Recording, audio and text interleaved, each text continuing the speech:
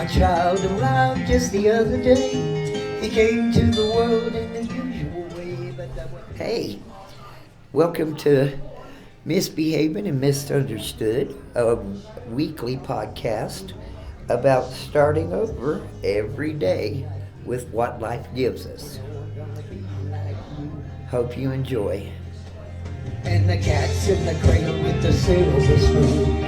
Hey everybody, this is MizBehavin for MizBehavin and MisUnderstood, my weekly podcast about living life on life's terms and how we do that. I'm going to be talking with a young man today that I've known since his conception. He goes by Fatsack. His name is Ethan Kellogg. He's a very talented individual. As I said, I've known him since his conception, so I'm a little prejudiced there, I guess, maybe biased. This is my next to the youngest son that I'm very proud of here. He's been, not only is he my son, he's been my mentor, one of my best friends, a critic on occasion, but only when necessary. Ethan Fatsack, I'm going to ask you, I've heard the story, but can you give us a little bit of history on how Fatsack came to be and how you got into your gaming, game streaming and stuff like that? Yeah, sure. First off, thank you for having me here and doing all of this. This is really exciting and neat. It's cool because we've had these kinds of conversations before, privately. Yeah. But it's kind of cool to try and figure out how to tell this a little bit more public option and sort of try and give some insight to everything. Yeah. Yeah. Let's see here. I'm Ethan. I also go by Fatsack. If you see me on the internet, pretty much anywhere.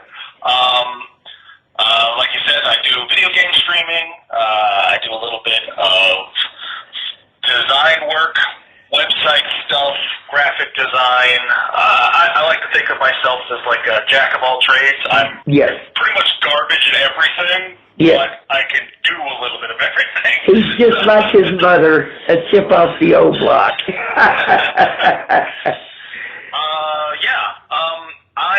I've used the name Fatsack for years now. I think I just turned 30 this year. Yes, you did. At the end of February. And I've used Fatsack as a moniker, a nickname, a screen name, all over social media, video games and stuff like that since I was about 13 or so, around there. Yeah. Before that, I was just a kid running around doing kid things, trying to survive and get through life, and that was a little difficult in the upbringing that I had because of the circumstances of where we are, where we were at the time, and how things were playing out and all of that. Okay, let's give a little bit of history here, and I'll do that since I'm a recovering addict and alcoholic. So Fatsack had to deal with quite a bit of insanity in his youth. From panhandling to being homeless to having crackheads coming in and using his bathroom while he's in there, taking a bath. So he grew up a little bit, I would say, in a wild and crazy kind of world. And my insanity, he couldn't help but try to figure out how to be sane in an insane situation. So at about 11 or 12, maybe 13, he went to live with some friends of the family and in Los Alamos. And it was one of the hardest things that we ever had to do. But I think in the long run, it was probably best for him, and he's turned into a hell of a young man. So that's a little bit of the history. as to what he was talking about. So go ahead, Ethan. Yeah, so, you know, growing up in that situation, like you said, it was tumultuous. It was things would be unexpected. You know, nothing was really ever set in stone. There was always kind of 1 foot outside of permanency as a way of approaching it, and that's just kind of how I approached life. And while a lot of that was, you know, difficult to deal with growing up, and it's still things that I'm learning how to deal with nowadays as an adult, it's also helped me a lot in being okay with stuff as life kind of moves on anyways. Yeah. You know, things get crazy, things get ridiculous, unexpected stuff shows up out of nowhere, and having at least that experience of like, oh, at least it's not as bad as when this happened. Yes. Or, oh, I'm familiar with this kind of feeling because I've dealt with this before. Yeah. Or, you know, stuff like that. Having that experience and everything like that has been good because it's allowed me to move through life and everything like that. But that's getting a little sidetracked. Let's get back on track with this whole restarting everything. There you go. So when I was a little kid, when I was a child, a wee little sackling, as I like to call it, I was very much a shy, sort of quiet, timid person for most of my childhood, I would say. I think that it took a lot for me to open up to people in general, and that was always something that I never liked about myself. If you and I had a connection, then I was loud and obnoxious, and we could have a great time. But if I didn't know you, or if you know, I felt uncomfortable, which growing up in that particular situation was a lot of the time, like it was very difficult for me to be able to express myself and feel safe in doing so. Yeah. And I didn't like that about myself. It ended up affecting me in ways growing up that I didn't like. I got bullied a lot in school. I got picked on a lot. You know, and you know, children will come up with any reason to make fun of you. Like, oh, dear God, yes. They're so skilled and creative in all the different ways they can tear you down. Is it like they give us kids a book when we're out of the womb? This is how to be mean. No, it's just a natural instinct of being awful. And it's like the one argument that I have that people are wholesome and good by default that I disagree with. But because a lot of it was how I was reacting to it, like I soon discovered that the reason I was getting picked on is because it had sort of become the default that everyone assumed was the situation. Yes. And so when I did move to Los Alamos, that was right around high school, I decided that I wanted to try a different approach. You know, you and I, we've always had these conversations about how, like, if things aren't working, if things aren't going the way that you want them to go, then you got to do something different. Yes. Like, if you do the same thing you've always done, you'll get the same results kind of thing. And so even at that young, naive age, I at least had like an idea, an inkling of that. That little kernel of truth. I may have not fully realized it at that point, but I knew that there was something that was going on that I didn't want to do again, essentially. And, you know, going to a completely new city or a new town and going into high school, it was like a good opportunity to sort of shed my skin of this shy, timid person and sort of create the person that I wanted to be, somebody who was, you know, popular and sociable and, you know, could be friends with anybody and everyone liked having around. And I didn't have to feel like I needed to be reserved or shy and timid. Because that wasn't who I felt like I was. And so I used that moving and integrating into a new social circle as my first sort of restarting my life kind of thing. That's when you got into acting too. In 10th grade, I decided in high school that I was basically going to do whatever I wanted to do, including not going to school. You know, is the young, naive part of me. But I decided that I was going to try to do whatever I wanted to do, and I wasn't going to say no to things that I might be scared to do. Yes. And theater was one of those things. I was like, I've never done this before, but you know what? Screw it. Let's jump into the deep end and give it a shot. And I sort of did that with everything. That you always had that talent. And I just wanted to throw that out there so you know that you've always been a very talented young man, even though it was buried, you know. I woke up, it was around Christmas, and we were in a shelter, and I hear Amazing Grace being played, and I walk outside, and it's Ethan playing Amazing Grace on a keyboard. He'd never touched one in his life. And I said, where'd you learn to play that? I don't know. I just started playing it. So, yes. Anyway, I'm sorry I interrupted, but I love that. That's fine. I love that story because it just, you are so talented. Yeah, go ahead. Well, I think it's interesting that you say that because, like, you know, obviously there was something that was there beforehand that I was sort of tapping into or figuring out or, you know, letting unfurl.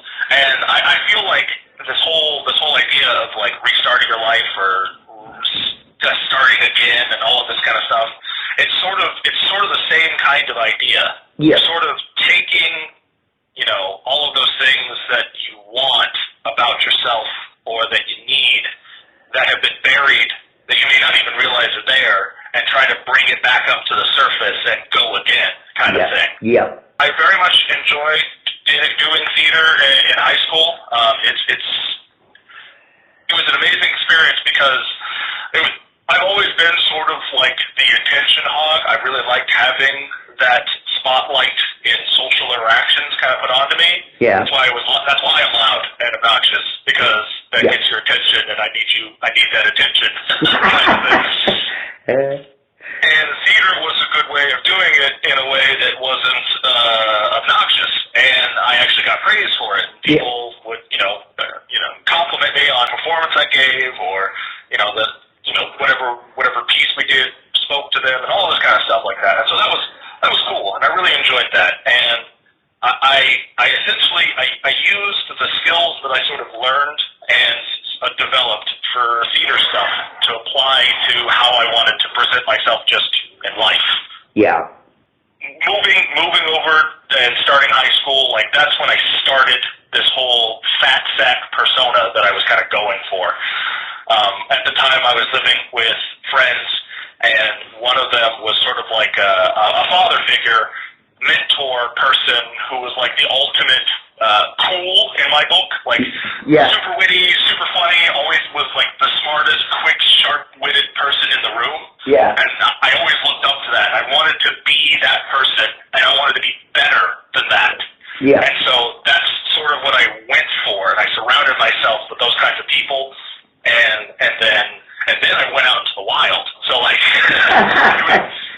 everything you're describing is kind of the way MizBehavin kind of came about too. I had just got into recovery when you started the acting thing. Yeah. And I came to see you in a play, and it was about the accountant who got shoved out on stage. Oh, right. The actor's nightmare. Actor's nightmare. The guy is having a nightmare about being the star of a play that he doesn't know the script of, and the play keeps changing what the story is about, and he's the only like constant thing there. Yeah, that was a lot of fun. That was also very intimidating because it was the first time I was like the lead of the thing. Yeah, and when I came to see you in that, I'm sitting there, and I'm like in the front row, people, and my son is up on stage, and he drops trowel, and does the whole play in his boxers. Yes, part of that play, the reason why it's like the actor's nightmare is because it's like performing in front of people, and you don't know what you're doing, and you don't have a script. And then we played off of a bit that was in the script that he loses his regular clothes and doesn't get his costume in time, and then gets shoved up on stage. So I performed the majority of that play in my underwear with half a Shakespeare costume on. Yes. I'm watching this young man up there with all his friends, and I'm in awe. Like I said, I've known this boy since his conception, so I think I know him pretty good. And he's up there, and he's making me laugh. And then there's one scene where he does the act of attrition, and he brings me to tears. And I'm like, God, when I grow up, I want to be just like Ethan. He can act, he can sing, oh my God. And that's kind of where MizBehavin kind of started to wiggle her way out, because I started doing karaoke about that time. So, go ahead. I'm sorry, I keep interrupting you, but. Oh, no, that's fine. This is, both of us. Like, it's really interesting because, like you said, while I was figuring out how to become Fatsack and like having that whole restarting my life, you were doing the same thing with your own journey. Yeah. And it's really cool, like seeing or hearing about the timeline and how that all fits together. So please continue to interrupt me. I do not mind one bit. Okay, thank you. And I really wanted to do this interview with you because, as I said, you've been my best friend. You've been my mentor. You've even sponsored me a little bit when it came to my 12-step program. I mean, you went to enough meetings with me. But, that's honestly, that is where I decided that I didn't like where I had been either. I didn't like what I felt like. I didn't like, I was tired of existing, and I actually wanted to live life. It was supposed to be an adventure. I wasn't supposed to hide from it. Right. And watching you up there on stage, and watching you go through the marching band, and watching you become Fatsack, helped me to start the process of becoming MizBehavin. I remember the first time I saw your Fatsack, you started blogging about that time in Los Alamos. And I started reading some of your blogs you were posting. I think it was on MySpace. Oh, yeah. Man, I kind of forgot about that, actually. It was your emo stage, I think. Yeah, so it's interesting because, like, I growing up in middle school and then in high school and all of that stuff like that, I never really felt like I fit in with, like, a particular crowd of people. Like, there's always, like, you see in movies, like, the cliques and the groups of teenagers, like, running around in little social circles. Like, I never had anything like that, even though there were things like that in schools that I was going to. Yeah. Like, especially being in theater and in marching band, there's definitely that stereotype of like, oh, those are the theater kids, or like, there's the marching band nerds and stuff like that. And I definitely was in those groups because I was a part of those communities and did a lot of stuff within them. But I never felt like I was actually a part of those groups. Yeah. I felt like I was a theater kid or a marching band nerd. I always felt like I was sort of like the special guest, like, oh, hey, it's Ethan. Hey, it's Fatsack. Yeah. It's the theater kids with special guest appearance by Ethan. Yeah, I know that feeling. Oh my God. and so it was always kind of weird, sort of being like a social butterfly, moving from like group to group and person to person, and never really feeling like I fit in anywhere. Yeah. And because of that, it sort of molded me to be a lot more sociable just in general. Yeah. So I feel like it started as a downside, and it sort of turned into an upside because of that. Yeah, the social butterfly thing, that's exactly the way I am. Yeah. And I never was a popular kid in school. I mean, I got the hand-me-downs from and they weren't even my friends. They were more like frenemies. And I had to wear their hand-me-downs, and they were all in my same grade, in my same class. So, and I was from the wrong side of the tracks, you know, and I had the greasy hair, and, you know, I was not a popular child. And so I never felt like I fit in either. And I could only make friends I could only have like one or two friends at a time for some reason.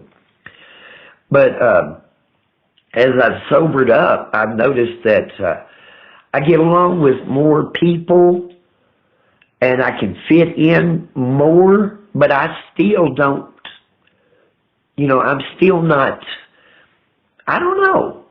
I'm a social butterfly. I fit in everywhere, but I don't land anywhere. Yeah, I guess that's just hereditary, I guess. I don't know what to do about that. But I will say that, like, it started off as like a thing that I was worried about, because it was like, oh, I'm not really connecting with anybody, or I'm not really making any, like, close friends with people. Yeah. But after a while, it sort of taught me how to, like, understand and be okay and accepting of the idea of, like, not everyone's going to like you. Yeah. Like, you can't please everyone. You can't try and live your life in a way that is subservient to everyone around you. Exactly. Because you can't do that. It's just, first, it's not healthy, and second off, it's not logistically possible. No. To be able to try and make sure that everyone else is okay with your existence. And so you sort of have to learn how to be okay with your existence yourself, and the rest of you can get over it. Yeah, basically. However you need to reach the point where you're just like, well, I'm just going to do what I'm going to do, and if you don't like that, that's your prerogative. Yep. Yeah. My thing used to be, if you don't like what I'm wearing, there's 3 or 4 other directions you can be looking besides my... Yeah. Misbehaving and Misunderstood here. That's all we got time for this week. But please join me and Misbehavin, and my son, Fatsack, next week for the end of this interview. See you then. Is in your soul, and you can do this, oh baby, if you try. All that I want from you, my son, is to be satisfied.